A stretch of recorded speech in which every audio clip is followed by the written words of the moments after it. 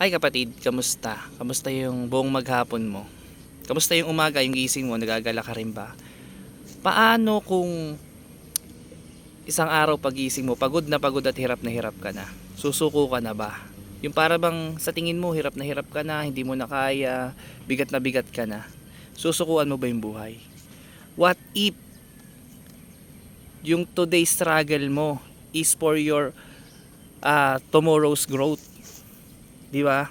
Paano kung sakaling gano'n? Paano kung inihahanda ka lang ng Lord? 'Di ba? Inihahanda ka lang para magkaroon ng katagumpayan na mas hihigit pa do sa paghihirap na dinanas mo. Bibitaw ka ba?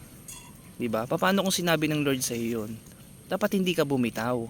Dapat sa kanya ka pa rin kumapit, sa kanya ka pa rin umasa, sa kanya ka pa rin humingi ng kalakasan, ng biyaya, 'di ba?